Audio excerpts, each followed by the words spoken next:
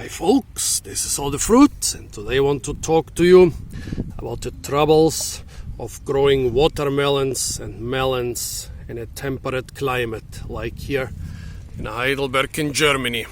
By the way, I'm filming this video with my old phone, so please comment if the video quality is much worse than the last couple hundred videos. So, melons and watermelons in Germany. Well, traditionally, they are not being grown here. Yeah, there is some decree that they have to be grown here in the Capitulare de Villis of Charlemagne about 1200 years ago. But apart from that, they were never too popular in Germany. Why? Well, Germany basically does not really have the climate for it. Well, right now, in August 2022, we've had a drought in Europe for months. Drought means, a lot of sun and usually a lot of heat. Well, those melons were grown here in Heidelberg. They were grown on a commercial farm. And in this case, they were both grown in a greenhouse. Well, why were they grown in a greenhouse? The farmer told me he could just as well have grown them outdoors. Then why did he grow them in a greenhouse? I mean, greenhouses are expensive. Well, he said last year he grew melons and watermelons outdoors. And last year there was no drought, on the contrary. Cold, wet, snow until May. A summer where there were maybe 60 days of rain where you couldn't do anything outdoors.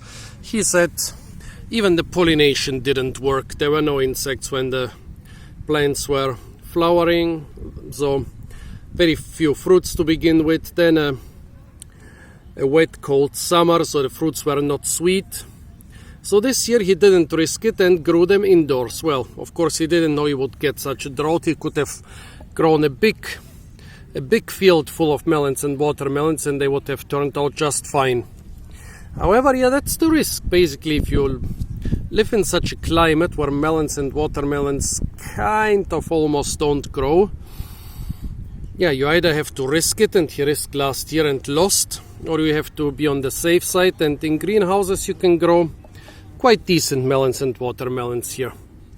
It's really strange because watermelon brandy is the typical drink of Heidelberg, and it's made of those very aromatic, did I say watermelon? I meant melon brandy.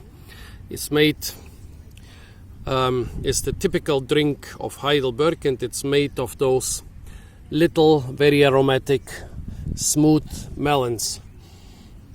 So why is it the typical drink of Heidelberg, and why are they so aromatic when the climate here is not good to get sweet aromatic fruits? Well, I guess they are so aromatic because I guess traditionally they were used in stuff like cosmetics and flavoring, bubble gum and things like that. They basically smell exactly like melon flavor in bubble gum or in cosmetics. And also, what do you do in a typical German summer where you get a lot of rain in the middle of the summer and the melons basically all explode?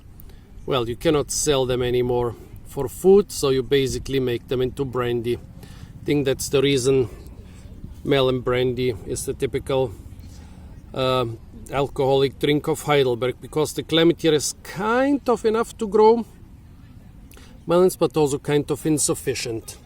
So big trouble with growing melons and watermelons in Germany, and the farmer explained to me it's basically not worth the trouble. He's selling them directly on his farm because competing with the South European producers, their melons are 5 times the size and 1/5 of the price, so he cannot compete with them.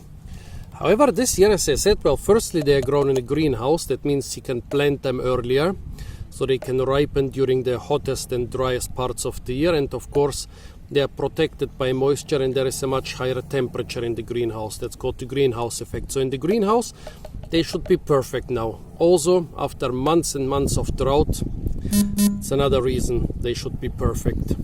So now let's try them. Let's try the watermelon first. Well, It's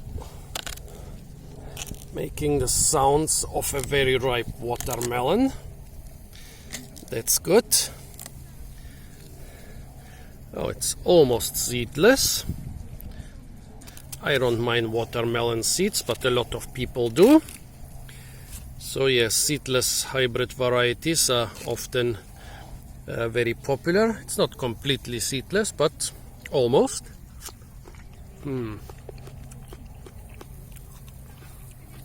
It's tough. Crunchy, but also tough. Not too sweet. Not really a great watermelon. But an edible watermelon. I would have expected a little bit more in such a hot and dry summer. Now let's try the melon. It's some sort of cantaloupe charente thingy. He even told me the name of the variety, but I forgot it. Sorry for that. Well, the inside is also very aromatic. Nice orange color. There are seeds inside, but not too many.